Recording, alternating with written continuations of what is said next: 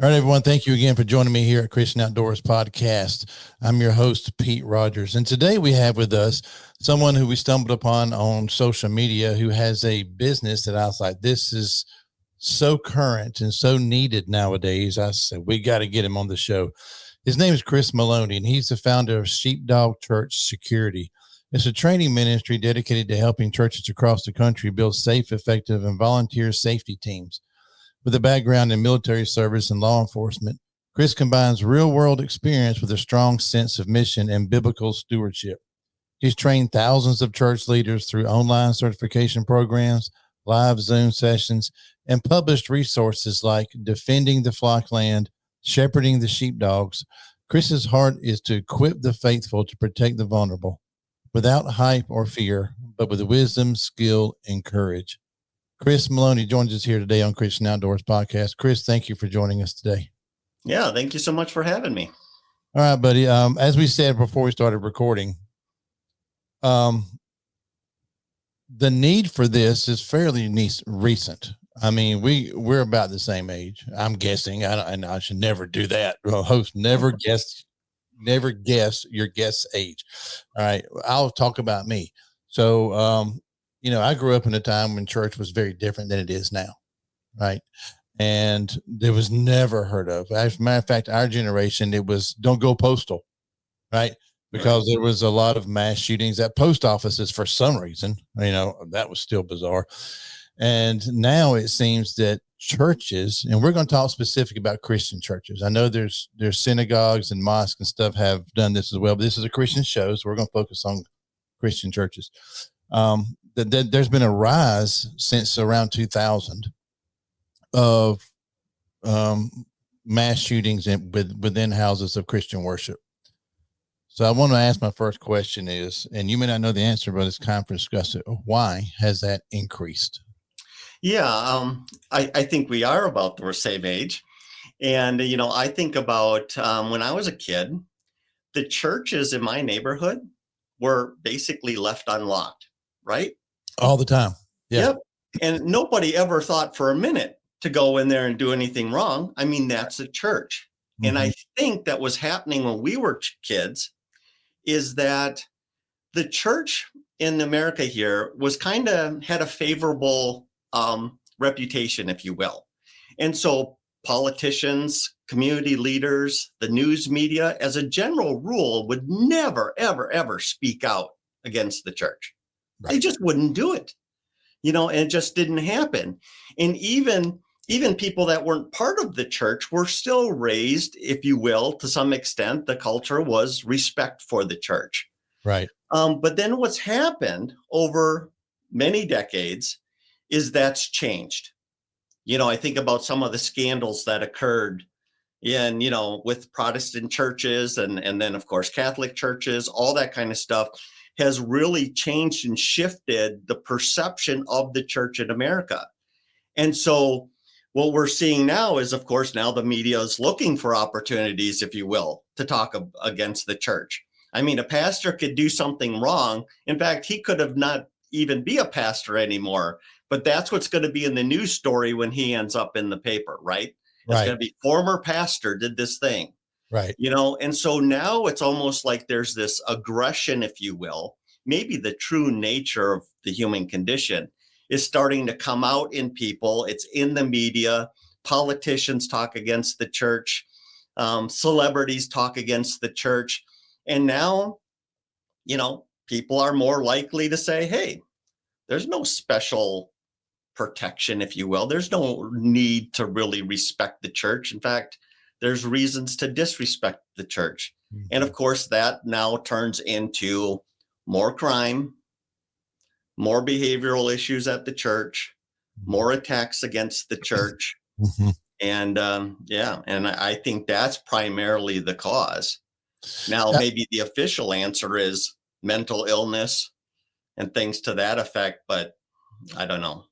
But that's you have made some very valid points. Because I having served as a pastor for 12 years, a while back, it was a thing. I never locked my church. Because I said, if somebody wants to come pray or needs to come here and spend time in God's house, then we need to leave it unlocked. And most of the churches I served at agreed with that. So it was never an issue. We would lock the offices, but leave the sanctuary open. And it's funny because I say funny, not funny, haha, funny, strange, is that we did that. And I still had a church broken into where they broke a window out to unlock a door when all they had to do was walk into the sanctuary, which I found the door was 10 feet apart from each other, maybe 15 feet apart from each other. But yeah, I guess they assumed this door is going to be locked. So let's go to a side door, whatever. And they stole a tape deck because back then this was pre-CD. We used cassette tapes to record our messages to take to the hospitals and people shut in, things of that nature. And that just really changed the dynamic of what are we thinking about? People breaking into a church? Yeah. How can that be? That was in the mid 90s, I guess. And it puts a bad taste in my mouth. Also, I like what you said is that the media will jump on anything that a pastor or priest does that's, not cool or bad or criminal, abuse or whatever it is. And they use this phrase, they fell from grace. Now, personally, as a theologian, I despise that term because you can't fall from grace. Grace is undeserved, unmerited, unconditional love of God. We don't deserve it. He still gives it. You can't fall from that because all of us have fallen from that. But it's a term that says this spiritual leader has done something that they should not have done and either broken the law or harmed somebody or whatever else.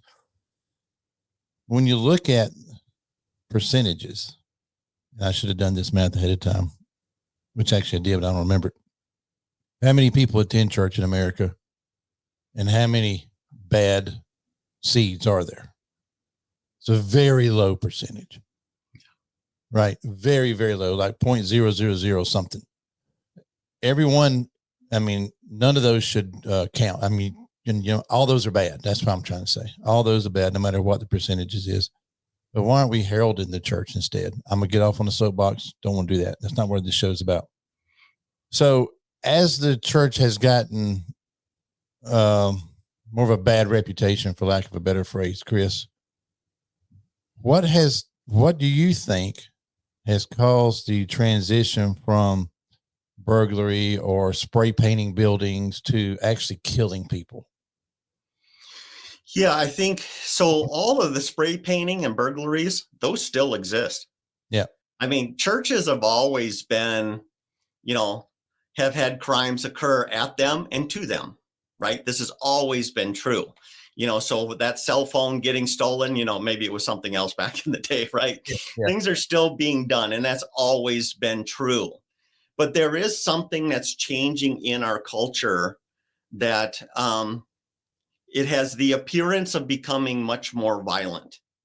Now, one of the things, and I'm going to reference actually some work that Dave Grossman has done. If anyone's familiar with retired Colonel Dave Grossman, he's written on combat and on killing and all this kind of stuff. But one of the things that he points out in statistics is this. If you look at the murder rate across the board, what it looks like is, for the most part, it's pretty much staying steady in the more recent decades. It's staying steady.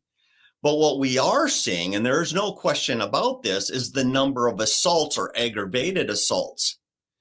And what he attributes to that is the fact that medical attention and speed of medicine happens much quicker. So if we applied those same numbers to the 70s and 80s, the murder rate would have increased quite a bit.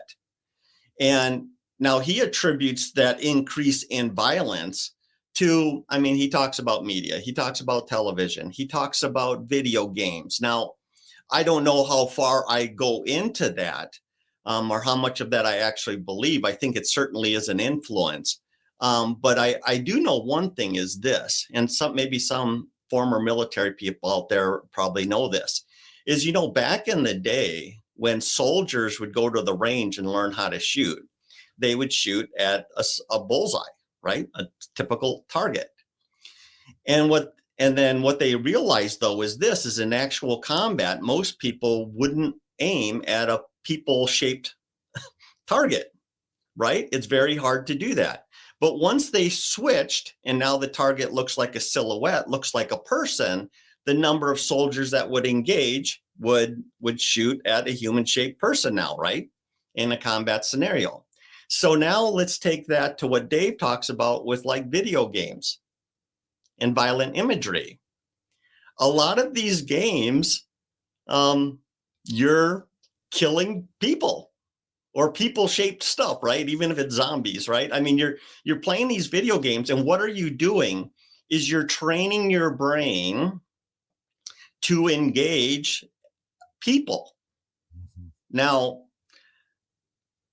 so now what you have is this, is maybe it's always the same percentage of people that are capable of violence, right? So maybe 10% of the population, maybe it's less than that. Let's go real low. Let's say 3% of the population is capable of violence. And they're capable of violence against other people, right? Maybe they're born that way. Maybe it's their raise, how they were raised. Maybe it's other factors that are involved. But now what we're doing is we're setting them in front of games for hundreds, if not thousands of hours, desensitizing them to killing. Now something happens. There's usually a triggering event. Before somebody becomes an active shooter, there's usually a triggering event, a death of a loved one or some event that occurs in their life that flips that switch. And now they're going to be violent, and they're going to they're going to shoot up a place or kill somebody. And so now that happens. They've already been predispositioned for violence. They've been trained for violence, desensitized to violence, and now they have that event. And now we've programmed people to kill. And so now they're killing. I completely agree with that. Unscientifically, but when Call of Duty, I'm calling it out, Call of Duty, whatever version you're playing now, and similar like games, that is still the number one video game out there. My last research, it numbs you to the fact of what you're doing is actually killing people, even though it's simulated. And it also numbs you on the fact that death is real and that death is permanent, because you get shot and you get a new life. Ooh, I earned a new life. It numbs us on the fact that death is permanent. But I agree 100% with you, because there's too much of a correlation of when these games came out and when the increase of mass shootings happened. Now, that is very unscientific. That is strictly Pete's opinion. I'm going on record on Christian Outdoors saying that's my opinion. I have nothing to, no statistical data to put it on that. But I'd also say this, Kris, is that like a lot of complex issues, it's not one thing. Yeah. It's several things, but this is a large contributing factor, in my opinion. Another is the breakdown of the family, the breakdown of the church's need in the community, blah, blah, blah. We can go on and on and on. There's a lot of factors in there, right? So continue with what you were saying in addition to the video gaming and what this gentleman you referenced also spoke about. Yeah. So yeah, just that really is that, our culture is changing, and there's so many different factors that play into that. Certainly we hear a lot about mental illness now, right? And how it's increasing. Mm-hmm. Now, once again, I'm with you. I'm not a social studies scientist or whatever, and I can't speak intelligently to that. But there seems to be this increase, or more people being treated for mental illness with, counseling and with medications, probably more medications than counseling. But still, there's definitely that out there. Addiction has always been a thing, right? Mm-hmm. Alcoholism, drug use, all those kind of things. Domestic violence is a thing, right? Yes. And that's always been there. And a lot of people don't realize is that violence against churches, you know what it's from? It's not from terrorists. It's not. It's from domestic violence. That's the number one cause. So now you have a divorce where there's a history of violence there. And I'm gonna do some stereotyping here with the male is the bad guy and the woman is the good guy, the victim in this. And so what happens? There's violence. There's a history of violence in that relationship. She decides, she gets to the end and decides that's it. She's leaving him.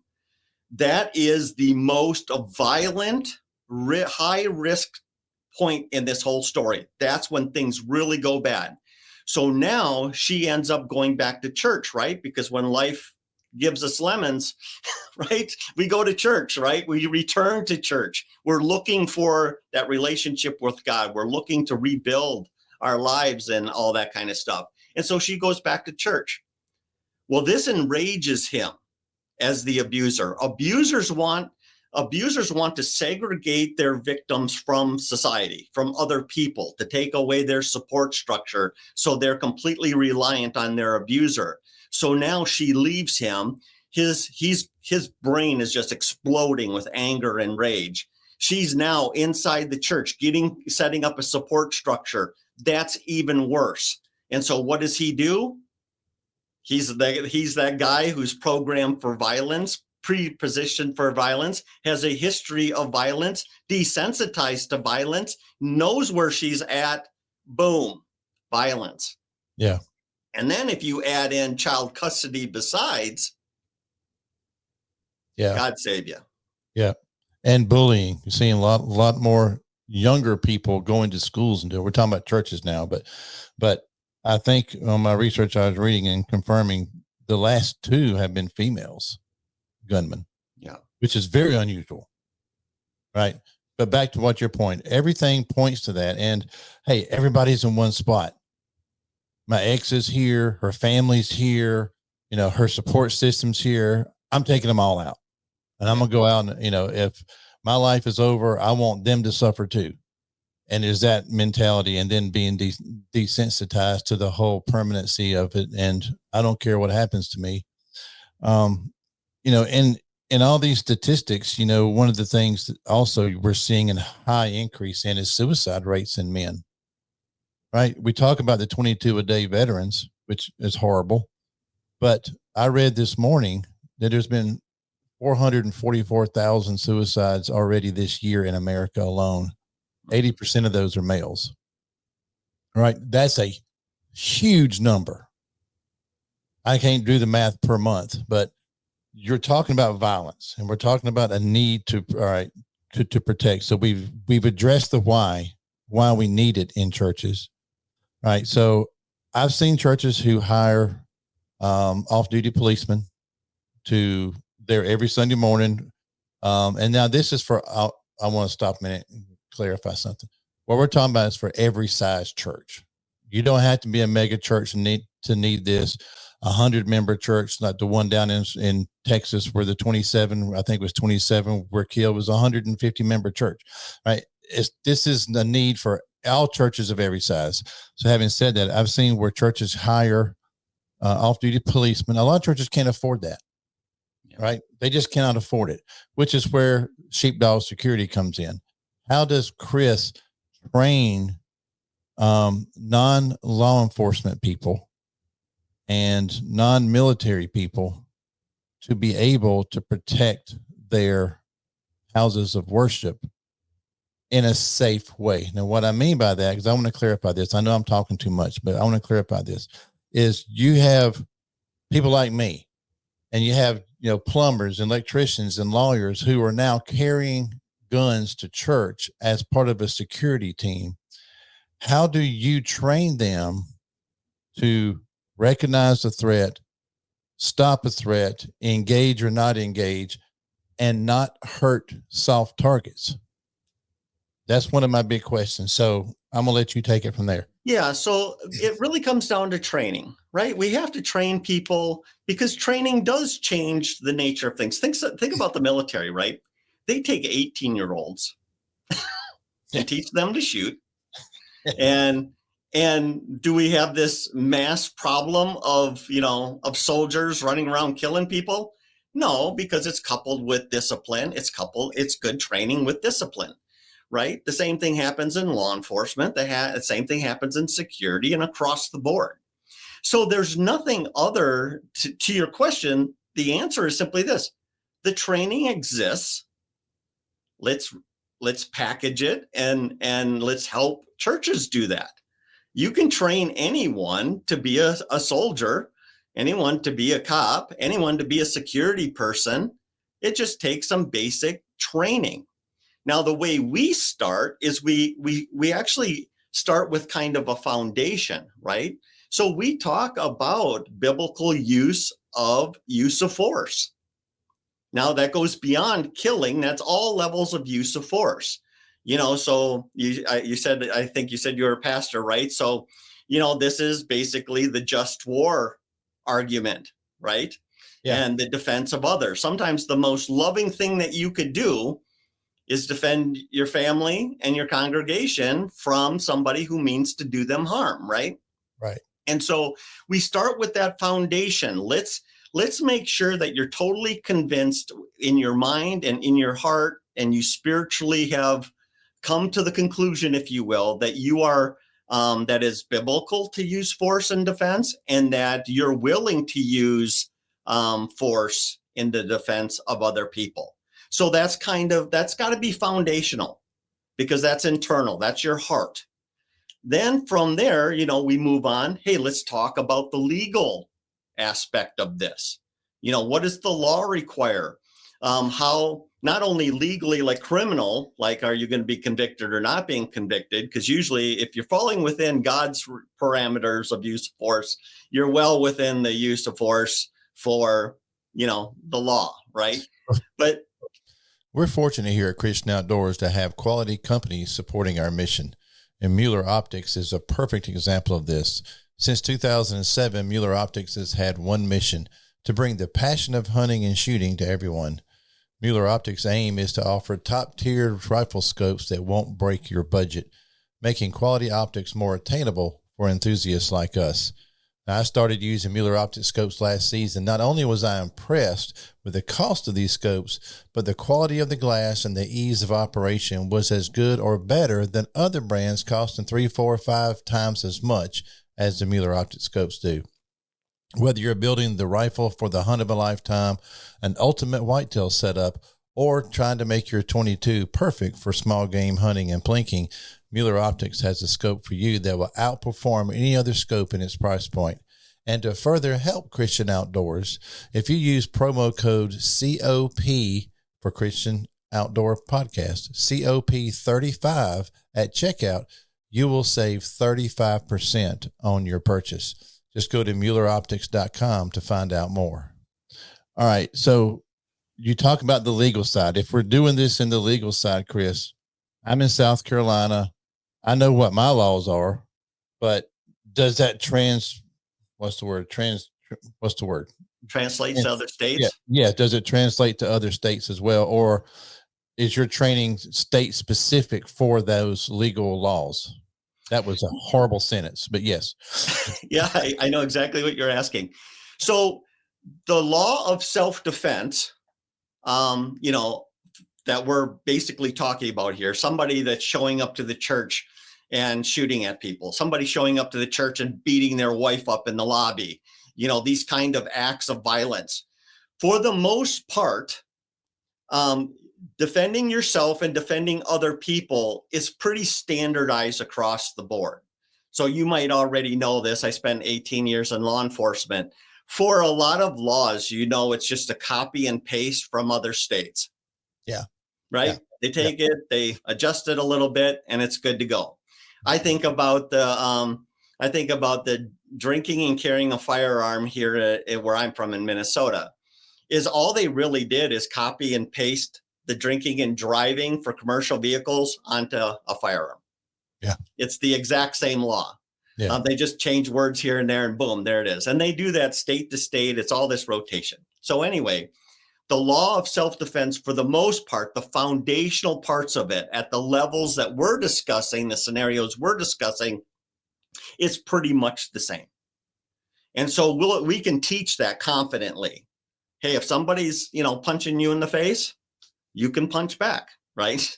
That kind of basic self-defense stuff. Now there's caveats to that. I'm oversimplifying it, but you get my point here. That's the same.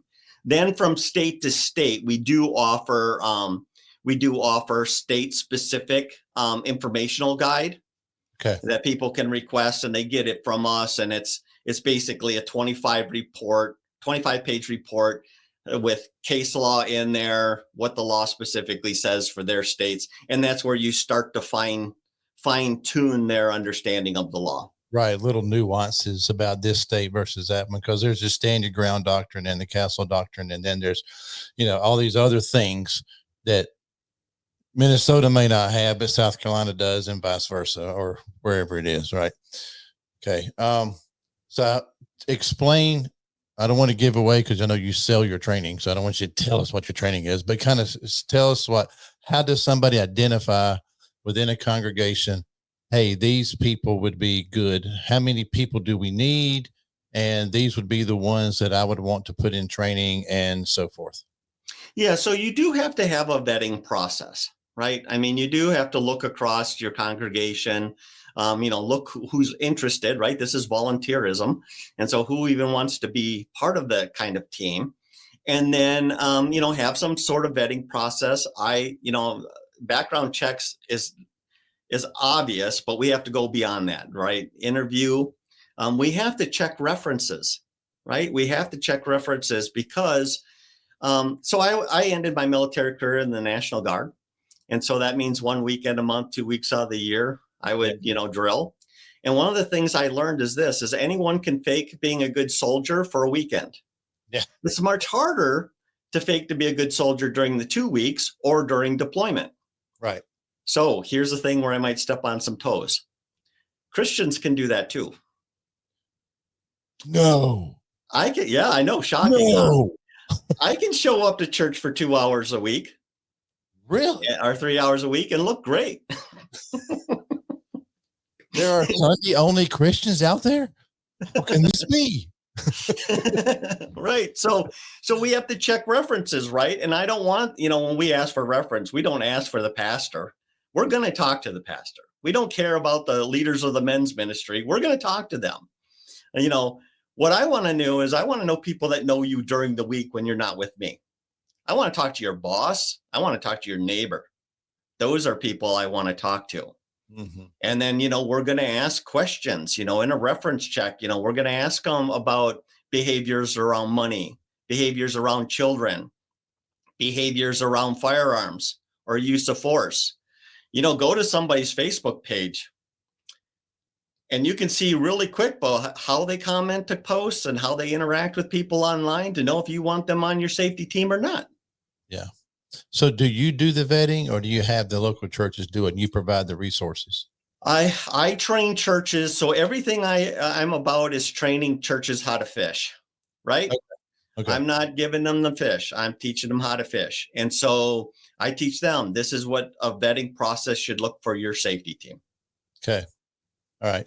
So I'm attending a church now that has the Pine Grove Baptist here in Chesterfield. Shout out. I don't know if we have a safety team or not, because I just moved here a month and a half ago and I'm just starting to go there. Right. So, a church, I'm gonna guess our attendance is 150-ish. So how many people would a church, which is the average size of a churches in America, by the way. Right. Yeah. So how many people on security team would you need for that? Does it matter? Would it go by how many entrances you have? You need somebody at every entrance. Did you need blah, blah, blah? Explain how that works. Yeah. So there's a lot of things to consider in the number of people that you would want on a team. For one, let me say this, all of them, right? The more, the merrier, right? Right. As a former pastor, is like, we have too many ushers. You probably never, ever in your life said, we just have too many people working in the children's ministry. Never.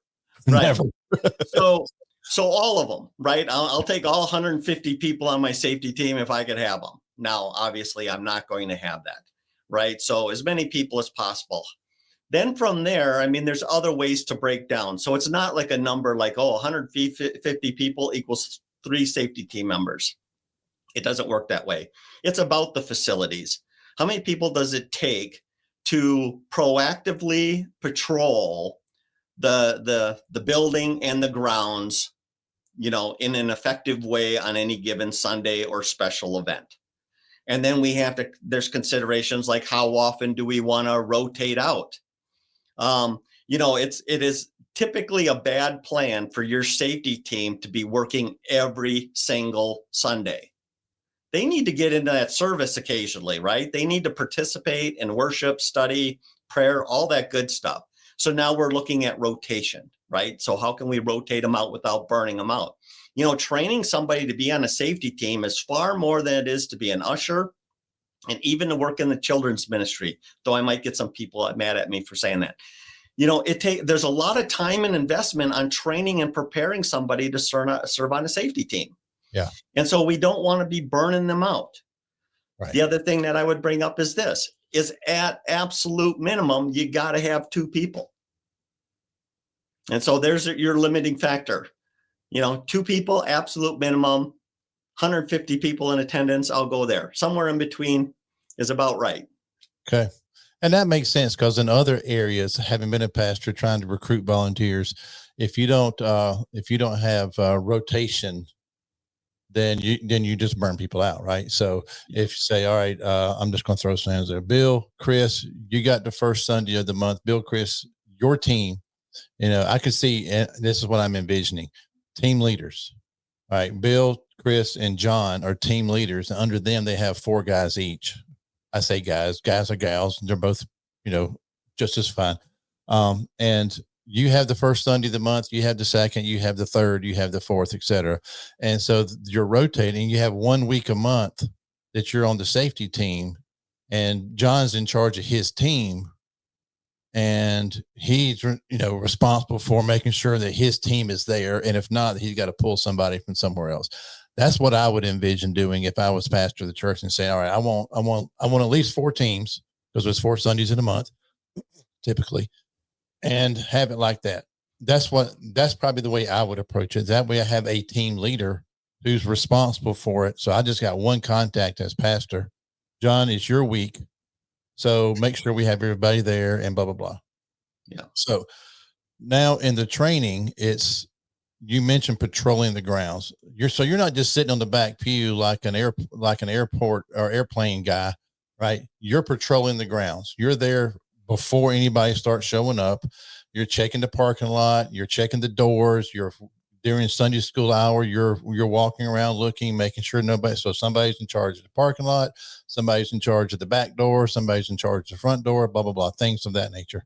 That's what I foresee. Am I close?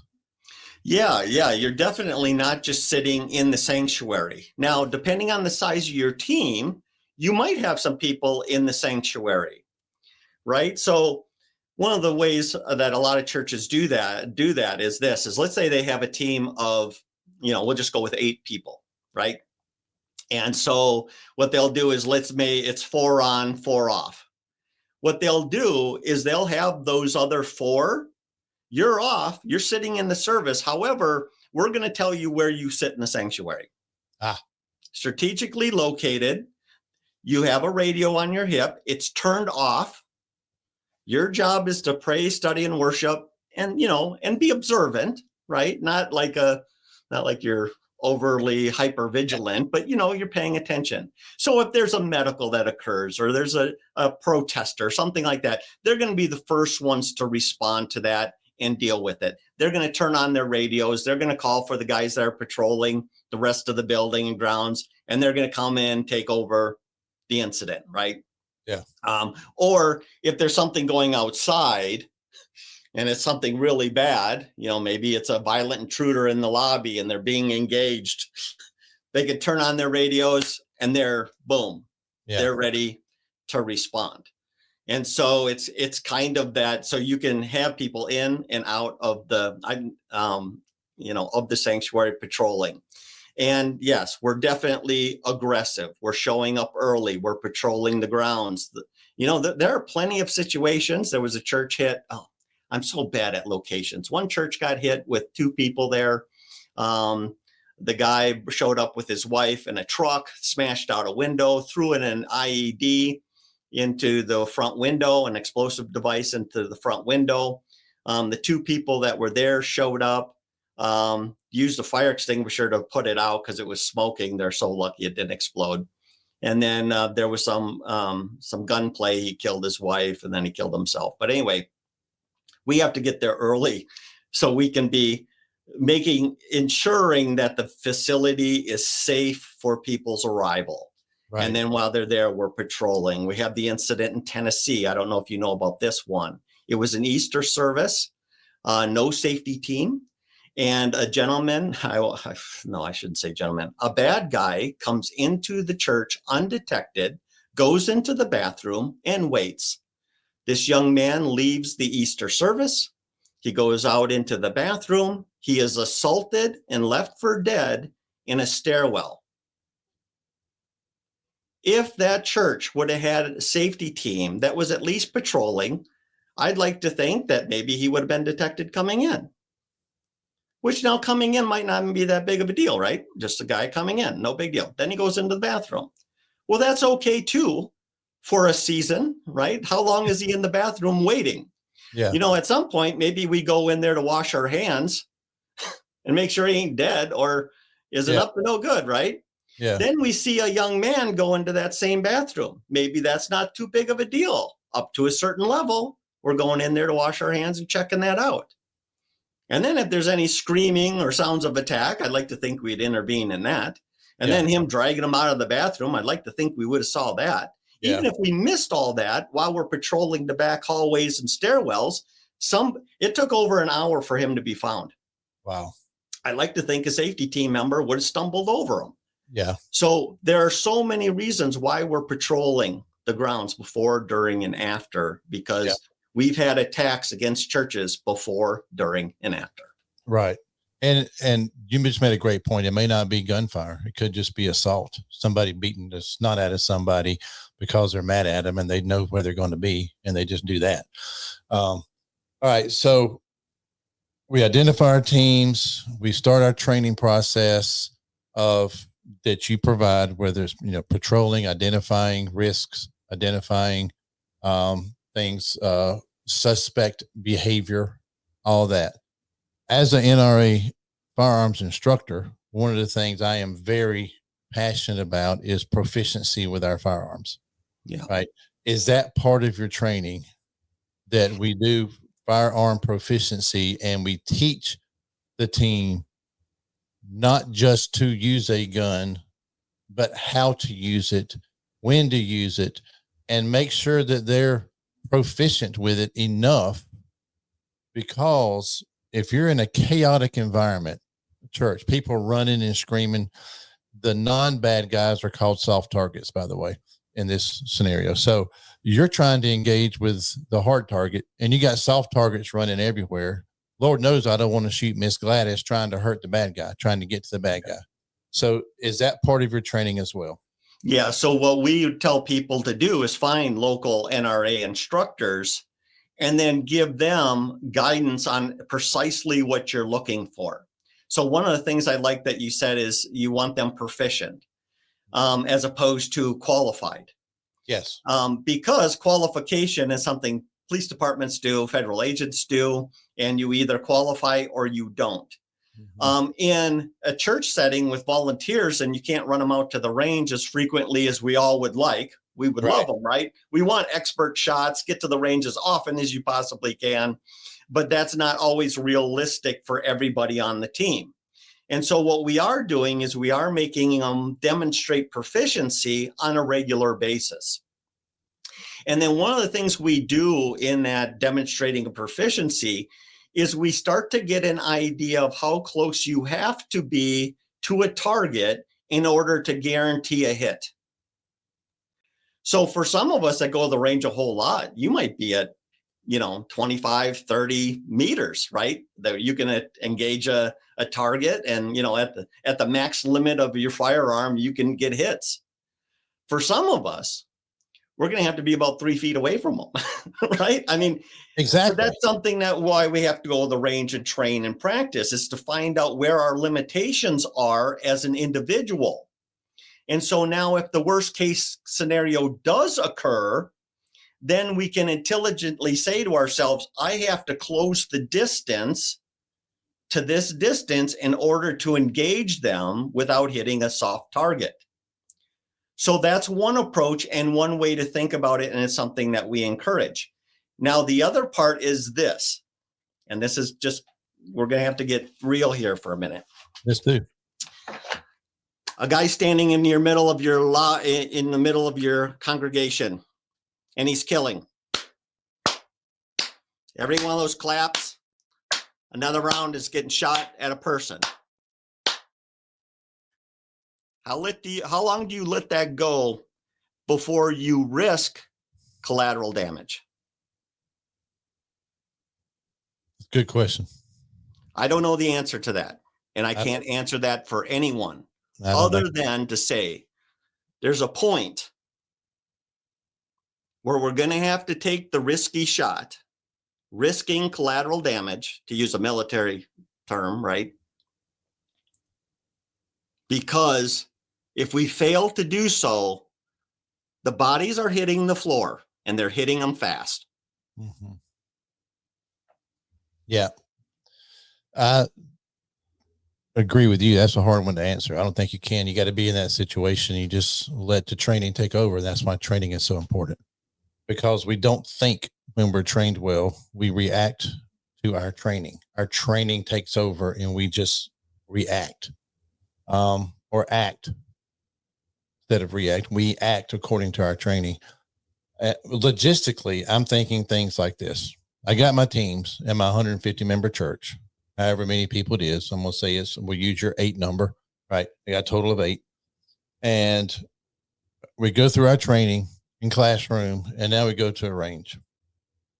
And we say, all right, guys and gals, we're going to start at, this is where engagement typically happens, just like in concealed carry training and in other firearms training that I've done. We're going to start at 3 feet and we're going to go out to 15 feet. And that's it. 15 feet is across the room, right? You need to be that close, right? Because we will try to go further if possible. I want to make sure that inside that 15 feet, you got the hostage target, the paper target with the hostage person. Can you hit the right one? Or as you said, are you willing to risk that? Well, what if it's your wife that they have? Oh, I'm taking the shot, period. There's no doubt in my mind, I'm taking the shot because I'm not going to let them take my wife. That's the risk I would be willing to take. But the proficiency. So I can hear church people now. Well, who's going to pay for the ammo, preacher? I don't have time to do that. But if you're going to be on the team, you got to go to proficiency training. And we're going to do this a couple of Saturdays in a row at the range to get proficient. And then we're going to do it at least quarterly.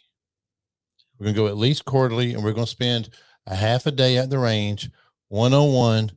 Your turn to engage, Kris. Your turn to engage, John. Your turn to do this. How are we going to do this?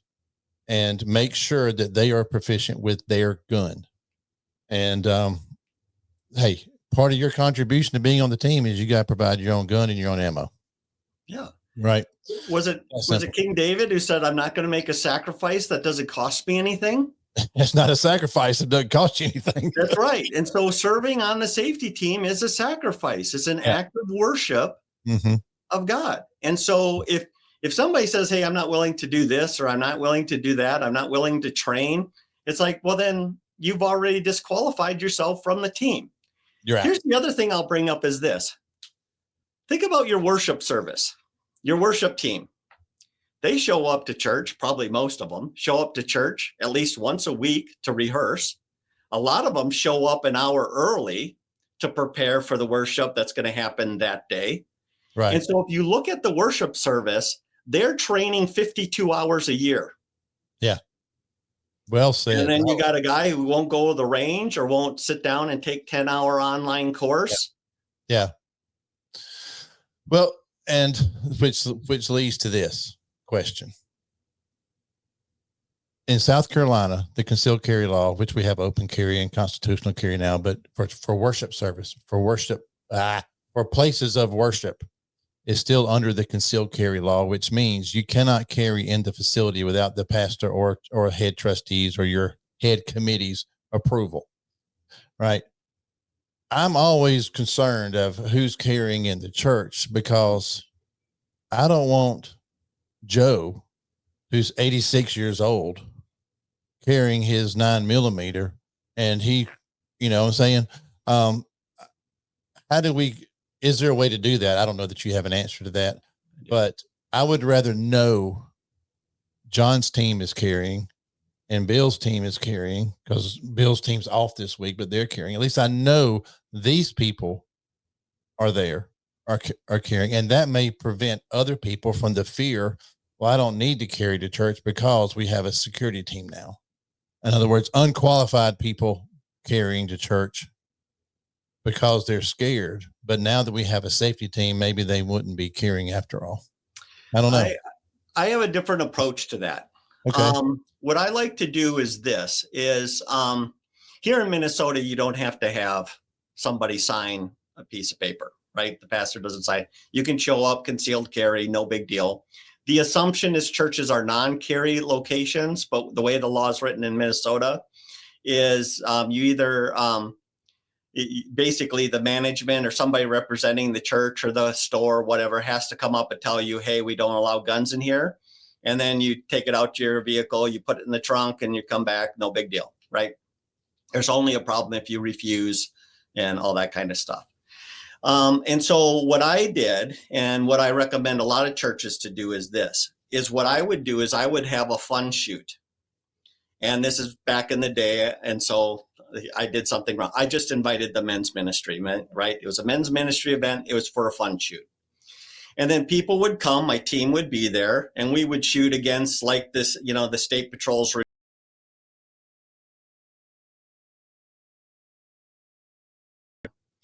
What happened is then we would see the kind of people that would come to that are the ones that are most likely going to be carrying a firearm. They own a pistol. They showed up to shoot it.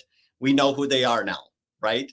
Then what we would do is we would use it as a recruitment tool, right? I would talk to people. My team would talk to people.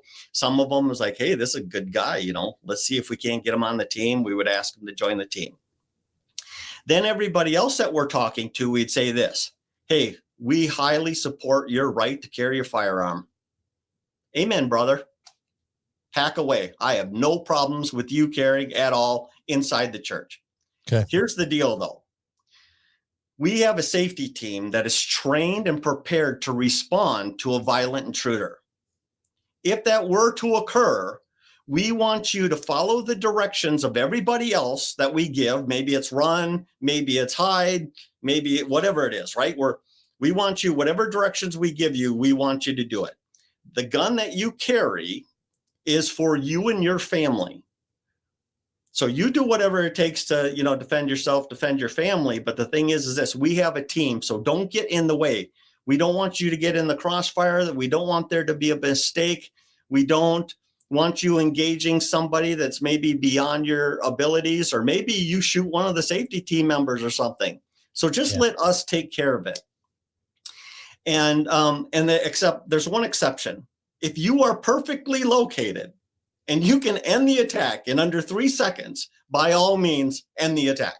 Yeah. But other than that, the gun's for you. Stay safe. Follow our instructions. Right. Because they may be carrying not for church, but for where they're going afterwards too. Absolutely. Yeah. Oh, I don't care. It's none of my business. They have a right to carry a firearm. Amen, brother. Move on. Yep. So then from there, we're measuring their response. 99% of them say, absolutely, no problem. I have no problem with that at all. I will do whatever you guys tell me to do. And I won't be running across the church with my firearm. No problem. Occasionally, you'd get a crazy person. I'm going to do whatever I'm going to do. You can't tell me nothing. I say, right? They're a nut job. And so then what I would do is I would go around to the rest of my team and say, look out, Pete's a nut job, right? If there's a shooting, I'm sorry to pick on you, you're the only other person in the room. And so I would say, hey, look out, Pete's crazy. And so if there's an event, we have no idea what Pete's going to do. Yeah. And so now since my team's there, you're pointed out to everybody on the team, and we're prepared for whatever you may or may not do. Right. Usually people that talk like that will be hiding under the pew. Yeah. Truth be known. And That's overreaction for boisterous mental stuff. And which leads to this, and then we need to transition to another part. But that's part of the training, is training the congregation how to respond in case something happens. If somebody says we have an active shooter, we got to train the congregation how to respond, whether that's flee or dive under a pew to make yourself small and hidden, so it's harder for them to engage a target. That is very much part of it, is that training, I would assume. Yeah, it's pretty hard to train an entire congregation. But what? Here's the good news: we do know from shootings that have occurred with a camera present that what most people do during a shoot they don't do anything. There's about a 5 to 7 second pause of complete inaction by anybody. Then it's pandemonium. So what we have to do is we have to have our team trained to respond quickly. You have a 5 to second window to neutralize that bad guy. Probably a lot of us remember the Jack Wilson shooting. If you watch that video, watch what the people do, or rather don't do. Yeah. And so Jack took advantage of his moment, and he was able to neutralize the bad guy quickly. So this comes down to what I was talking before. Your off-duty guys are strategically located throughout the sanctuary, so that kind of response can occur within 5 to 7 seconds. Yeah. The chances of you training your entire congregation are probably nearly impossible. Yeah. Well, we could at least inform them as to certainly a recommended behavior in that situation. Yeah. So it's the run, hide, fight protocol. Man, this is a great conversation. I've been so looking forward to this show. I really have, because I'm so fascinated by it. I'm saddened at the need of it, but I am thankful that there are people like you, Kris, out there that can properly train congregants in churches how to respond in a horrible situation. Of course, now Christian Outdoors Podcast is brought to you by Citrus Safe Grill Cleaners. Citrus Safe Cleaners, from the field to the grill. There's a connection between America's hunters and a safe meal they can share with their family and friends. All the time and energy we spend in the field should not be ruined by a dirty or unsafe grill. Citrus Safe Cleaners, which is available at leading retailers nationwide and Amazon, they developed a cleaner that cleans your grill and avoids the dangers of wire grill brushes. Whether it's baked on or fresh, just a few sprays of Citrus Safe Cleaners and the grime is gone. Citrus Safe is made in the USA by Bryson Industrial Products, the makers of Shield Hunt scent control products and other national chemical brands. To find out more and to get some of the outstanding grill accessories, go to citrussafe.com. Where I want to know about you personally, and about your walk with Christ, and about your faith journey. And the way I do that, Kris, is, did you grow up going to church? Just something you came to later? How did this become, how did church and relationship with Christ become important to you? Yeah. So I was raised in the church. I like to refer in Minnesota, you're probably Lutheran. No, actually not. Nope. I'm a protester, a Protestant. So I like to refer to it as the religious reserves, 1 weekend a month, 2 weeks out of the year. So I was raised in a Christian household. It was just a household with some challenges to it. Okay. But what did happen is I think, I know God used that to kind of plant those original seeds. I do remember, as a very young age, saying the prayer, if you will, right? Reciting the prayer. What did I understand at the time? I don't know. It wasn't until I graduated from high school and joined the Army, and the Army was really quick to throw me off to Desert Storm. Armored Division. So you were in a tank? I'm sorry, say that again? I said, I see it says Armored Division. So you were in the tank? No, I was actually an MP. So I was part of the Oh, 501st MP company, 1st Platoon, that supported 1st Brigade of 1st Armored Division. that's a lot. Okay, go ahead. So anyway, that makes sense to all the soldiers out there. Not to And so, yeah, so then I go off the Desert Storm, right? And the truth of there are no atheists in foxholes is absolutely true, or at least it was for me. And that was that's when I made an adult decision. Now, I didn't make it in the combat zone, but it was after I came back from Iraq, and I'm back in Germany. And, I'm a young soldier, and, and I'm starting to ask those questions. And quite frankly, I mean, let's be honest, it's God's irresistible grace that's coming into my life. And how do you turn down that kind of deal, right? Salvation, I'll take it. Sign me up for that. And so there was this adult decision and then a revival, if you will, that occurred in my life at that time. And then, of course, life continues, right? You're going to church when you can make it, when you're a soldier, when you can make it. God's, I'm serving in the military. I'm becoming a cop. I was a deacon at my little church in Alabama when I lived down there. All these kind of things going on, life, right? Right. But then something happened, quite miraculously. And I was at church. It was a Wednesday night. And it's the service is over and people go up, talk to the pastor. You know what this is all about, right? And people are talking to him. And there's a guy talking to the pastor. So I'm standing at a respectable distance away. Yeah. And he's talking about starting a security team for church. And I thought, that is the dumbest thing I've ever heard in my life.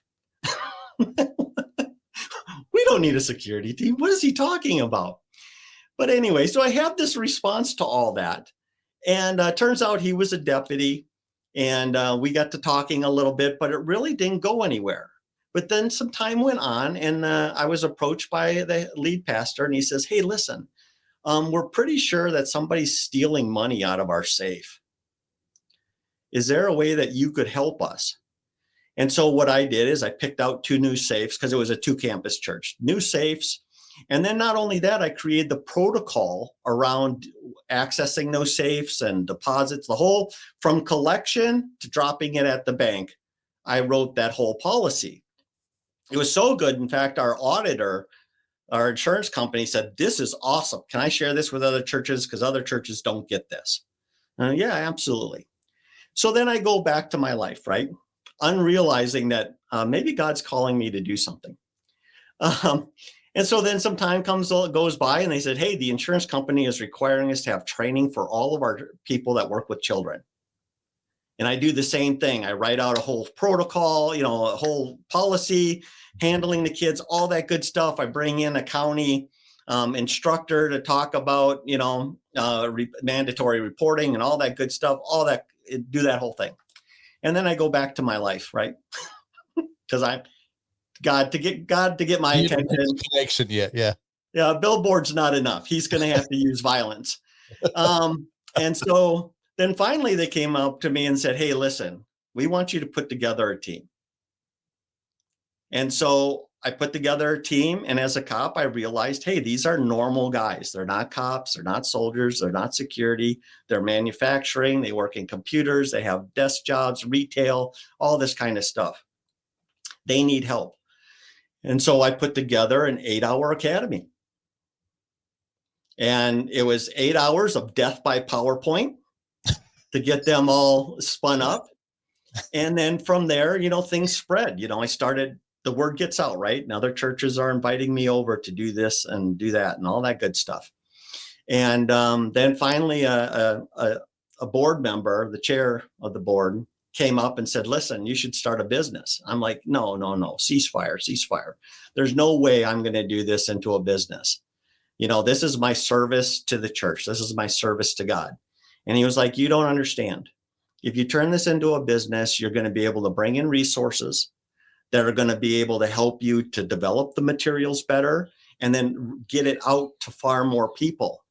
And so and he was absolutely correct. In the 2 years from the time I started my safety team to starting a business, I maybe helped a dozen churches. But since then, from starting a business, I've trained over 7,000 people in every single state. In fact, just a couple months ago, I met my Alaska guy. Okay. He was at a conference that I was at, and we got to meet. And Cool. so obviously he was, obviously the deacon or, this board member, he was absolutely correct on doing it this way. And so I say all that to say this, to get back to my journey. I have been so blessed.